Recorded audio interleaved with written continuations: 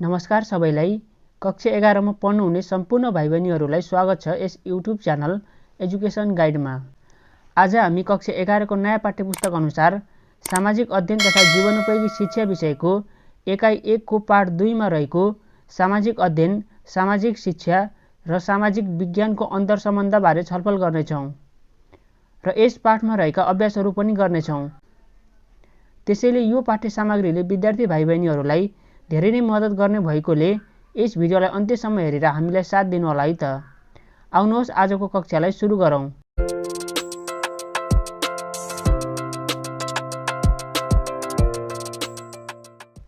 आजको पाठको विषय रहेको छ सामाजिक अध्ययन, सामाजिक शिक्षा र सामाजिक विज्ञानको अन्तरसम्बन्ध। अब यो सामाजिक अध्ययनको बारेमा हामीले पहिलो पाठमै पढिसक्यौँ। सामाजिक अध्ययनको बारेमा फेरि पनि एकपटक स्मरण गराउन चाहे। सामाजिक अध्ययन भनेको समाजसँग जोडिएर समाजमा हुने हरेक गतिविधिहरूको अध्ययन राख्नु, खोजी गर्नुलाई नै सामाजिक अध्ययन भनिन्छ। र सामाजिक शिक्षा भनेको समाजमा बसिसकेपछि हरेक मान्छेले आफ्नो दैनिक जीवनमा हुने क्रियाकलाप वा भनौँ गतिविधि र आफ्नो जीवनमा मात्र नभएर समाजमा हुने हरेक गतिविधि समाजमा मिलेर बस्नुपर्छ भन्ने भावना, एक अर्कालाई सहयोग गर्नुपर्छ भन्ने जुन किसिमको सकारात्मक सोच ल्याउँछौँ, यी सबै सामाजिक शिक्षा अन्तर्गत आउँछन्। त्यति मात्र नभएर सामाजिक शिक्षाले घरको सदस्य, छरछिमेकमा आदर सत्कार सहयोग गर्नुपर्छ भन्ने भावना सिर्जना गर्छ। र यो सामाजिक शिक्षा भनेको छोटो समयका लागि मात्र लिने ज्ञान अथवा शिक्षा होइन। यसलाई हामीले आफ्नो जीवनमा निरन्तर रूपमा लिनुपर्छ। मैले तपाईहरूलाई एकदम छोटो तरिकाले भनेको छु है, ताकि छोटो समयमा धेरै कुरा सिक्नुहोस् भन्ने मेरो उद्देश्य हो। अब सामाजिक विज्ञानको अर्थ बुझ्नतिर लागौँ है त। सामाजिक विज्ञान भनेको समाजमा हुने सबै प्रकारका गतिविधिहरूको गहिराइसम्म पुगेर वैज्ञानिक ढङ्गले अध्ययन गर्ने प्रक्रियालाई सामाजिक विज्ञान भनिन्छ। समाजमा भएका घटना, समाजका व्यवहार, समाजमा भएका परम्परा, संस्कृतिको मूल्य मान्यता कसरी भयो, किन भयो, परिचालन कसरी गर्ने, यी सबै वास्तविक यथार्थलाई बुझेर गरिने अध्ययन नै सामाजिक विज्ञान अन्तर्गत पर्छ। यस पाठमा हामीले बुझ्नुपर्ने कुराहरू के छ भने सामाजिक अध्ययन र सामाजिक विज्ञान बीचको फरक के छ भनेर हामीले बुझ्नुपर्ने हुन्छ।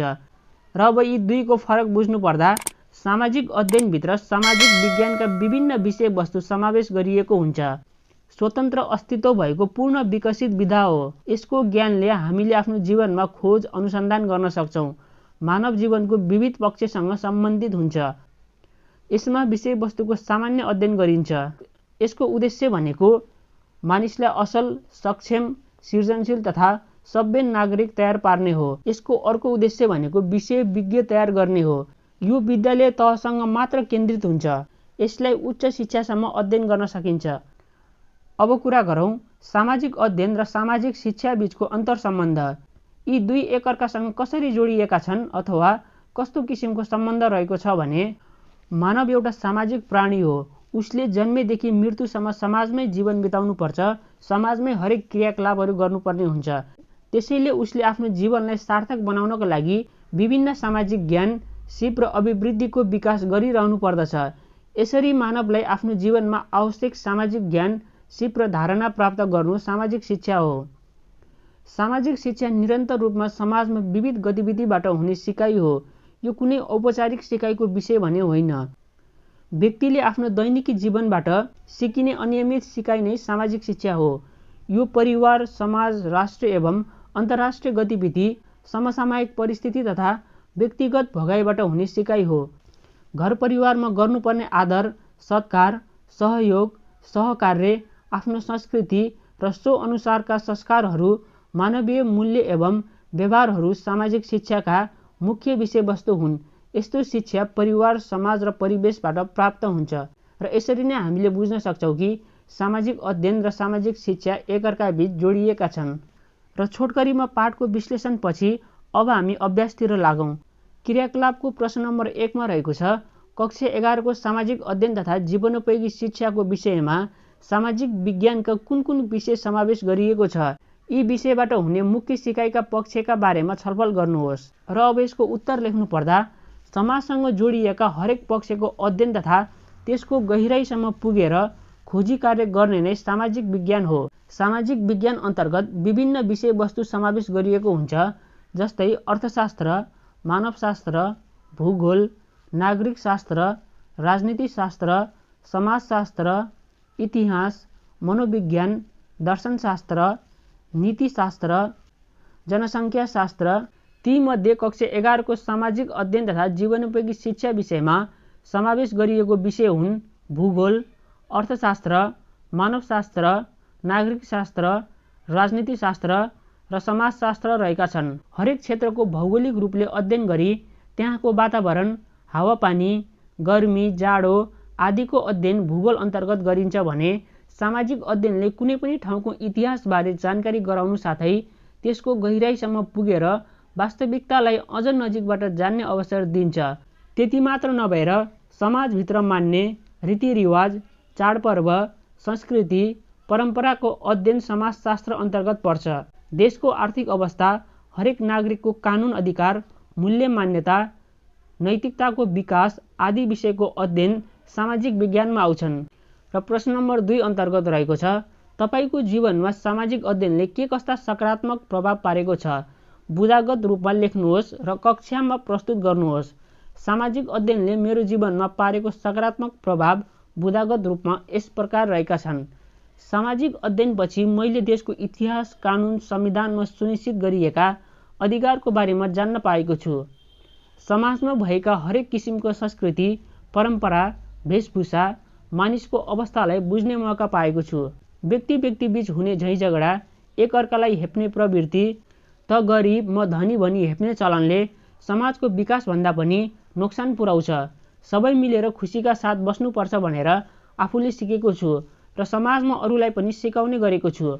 आफ्नो कर्तव्य के हो, कसरी कर्तव्यको पालना गर्नुपर्छ भन्ने बुझेको छु। आफ्नो घर, समाजको वरिपरि सरसफाइका साथै रुख बिरुवा लगाउनुपर्छ, प्रकृति नोक्सान पुर्याउनु हुँदैन भन्ने ज्ञान हासिल गरेको छु।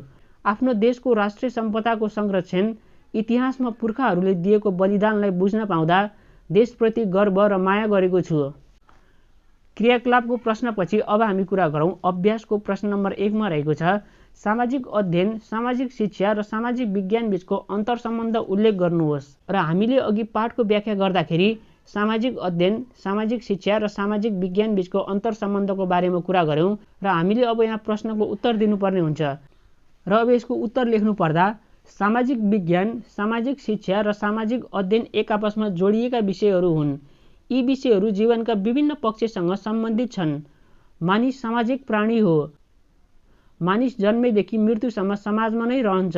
मानिसले आफ्नो जीवन सफल, सजिलो बनाउनका लागि विभिन्न ज्ञान, सिप र अभिवृत्तिको विकास गर्नुपर्छ। यस्ता सिप, ज्ञान र अभिवृत्ति मानिसले कतिपय विषयको अध्ययनबाट तथा जीवनमा आइपरेका समस्या र यसको समाधान तथा समाजका विविध गतिविधिबाट सिक्दछ। सामाजिक विज्ञानले सामाजिक जीवनसँग सम्बन्धित विभिन्न विषयको सैद्धान्तिक पक्षको अध्ययन गर्छ। सामाजिक अध्ययनले यी विषयहरूको व्यवहारिक पक्षको अध्ययन गर्छ। राजनीतिशास्त्रमा नागरिकको मौलिक अधिकार, संविधान, सरकारको गठन र कार्य तथा चुनाव प्रक्रिया आदिको बारेमा अध्ययन गरिन्छ। राजनीतिशास्त्रका यी सैद्धान्तिक पक्ष हुन्। नागरिकले चुनाव प्रक्रियामा भाग लिन्छ, संसदमा गएर सरकार गठन गर्छ र राज्य सञ्चालन गर्छ। चित्त नबुझेका कुराहरू माथि संविधान प्रदत्त अधिकार प्रयोग गरी आफ्नो पक्ष सरकारसँग समक्ष राख्छ। यसरी मानिसले राजनीतिशास्त्रका व्यवहारिक पक्षको ज्ञान पाउँछ। समाजमा हुने विविध गतिविधिहरूबाट सिकिने अनियमित सिकाइ सामाजिक शिक्षाको पक्ष हुन्। समाजमा यिनै गतिविधिहरूबाट सिकिने अभिवृत्ति, सिप र ज्ञान सामाजिक अध्ययनका पक्ष हुन्। सामाजिक विज्ञान गहन विषय हो। यसका सैद्धान्तिक पक्षहरू धेरै छन्। सामाजिक अध्ययनले सामाजिक विज्ञानका मानव जीवनसँग सम्बन्धित व्यवहार पक्षको मात्र अध्ययन गर्छ। सामाजिक शिक्षा तथा सामाजिक विज्ञानको क्षेत्र ठूलो छ। सामाजिक अध्ययन विषय विद्यालयसम्म मात्र केन्द्रित छ। सामाजिक अध्ययन शिक्षक र विद्यार्थीहरूबीच अन्तर्क्रिया र सहकार्यबाट सिकिन्छ। तर सामाजिक शिक्षा र सामाजिक विज्ञान जोसुकैले पनि अध्ययन गर्न सक्छन्। सामाजिक शिक्षाको क्षेत्र असीमित छ, तर सामाजिक अध्ययनको क्षेत्र सीमित छ। सामाजिक विज्ञान, सामाजिक शिक्षा तथा सामाजिक अध्ययनका आधारमा विषयहरू एउटै छन्। भूगोल, इतिहास, अर्थशास्त्र, राजनीतिशास्त्र, मानवशास्त्र, जनसङ्ख्याशास्त्र, दर्शनशास्त्र, समाजशास्त्र, नीतिशास्त्र तथा मनोविज्ञान आदि विषयहरू मानिसको जीवनसँग सम्बन्धित विषयहरू हुन्। राज्य सञ्चालन गर्ने, आर्थिक क्रियाकलाप गर्ने, विकास निर्माणका काम गर्ने, स्वस्थ र सफल जीवनयापन गर्ने, सौहार्दपूर्ण वातावरण सिर्जना गर्ने, सहयोग र सहकार्य गर्ने, मानवीय मूल्य र मान्यताहरू अनुरूप आचरण गर्ने, शान्तिपूर्वक सबैसँग मिलेर जीवनयापन गर्ने आदि विभिन्न गुणहरूको विकास गर्न यी विषयको आवश्यकता परेको हो। यी विषयहरू नै सामाजिक विज्ञान, सामाजिक शिक्षा तथा सामाजिक अध्ययनका आधार विषयहरू हुन्। यसरी नै यी विषयहरू एकअर्कासँग सम्बन्धित छन्। र अब प्रश्न नम्बर 2 अन्तर्गत सामाजिक विज्ञान सामाजिक अध्ययनको आधार हो, यस भनाइलाई पुष्टि गर्नुहोस् भनेर प्रश्न गरेको छ र यसको उत्तर लेख्नु पर्दा सामाजिक विज्ञान भनेको मानव समाज र मानव सम्बन्धहरूको वैज्ञानिक एवं व्यवस्थित रूपमा अध्ययन गर्ने विधा हो।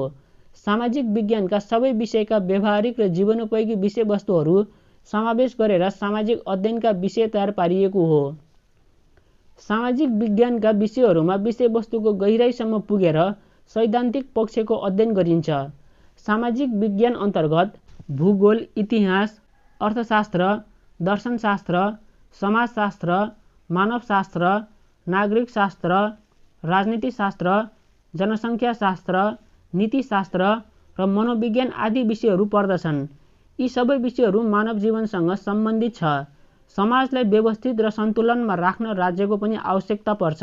राज्यमा रहेका मानिसहरूको हितका लागि कल्याणकारी काम गर्नुपर्ने हुन्छ। विश्वका अन्य मुलुकहरूसँग मैत्रीपूर्ण सम्बन्ध राखी देशमा शान्ति, समृद्धि र सुस्वास्थ्यको बारेमा काम गर्नुपर्ने हुन्छ। यसका लागि सृजनात्मक सोच भएका इमानदार, नैतिकवान, राष्ट्रभक्त, आफ्नो परम्परा तथा संस्कृतिको रक्षा गर्ने दक्ष नागरिकको आवश्यकता पर्छ। यसरी यस्ता गुणहरूको विकास विद्यार्थीहरूमा विद्यालय तहदेखि नै गर्नुपर्छ, जसबाट पछि सो विद्यार्थी योग्य नागरिक भए देशको काममा सहभागी बन्न सकुन्। यसकारण समाजका आवश्यकता, राष्ट्रको माग र मानव समुदायको चाहना अनुरूपका विषयवस्तुहरू सामाजिक विज्ञानका विषयहरूबाट सामाजिक अध्ययनका पाठ्यवस्तुमा संयोजन गरिएको हुन्छन्।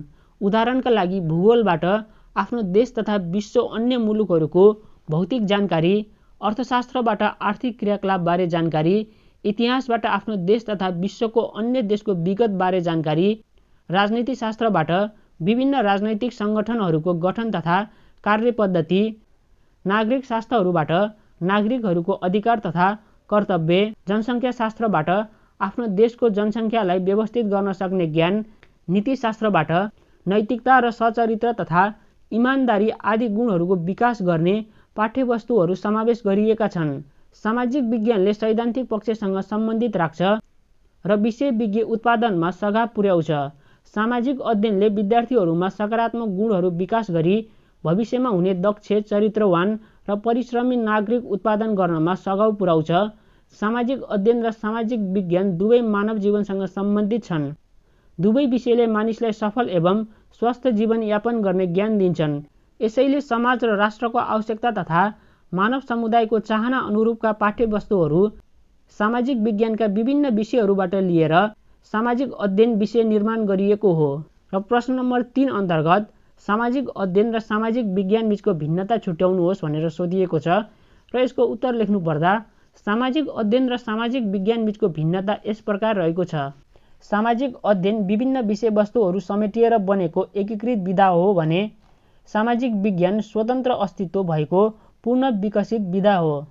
त्यस्तै गरी सामाजिक अध्ययनको ज्ञानको उपयोग पक्षसँग सम्बन्धित छ।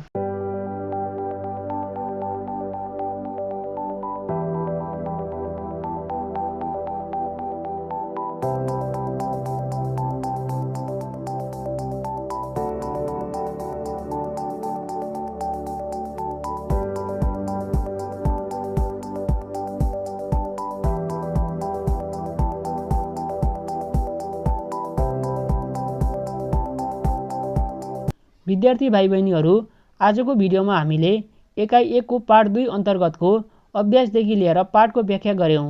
यदि आउने दिनहरूमा कक्षा 11 को सामाजिक अध्ययन तथा जीवनोपयोगी शिक्षा विषयको यस्तै भिडियो हेर्न चाहनुहुन्छ भने कृपया च्यानललाई सब्स्क्राइब गरिदिनुहोला भन्दै आजलाई भिडियो यति नै। हस्त, धन्यवाद।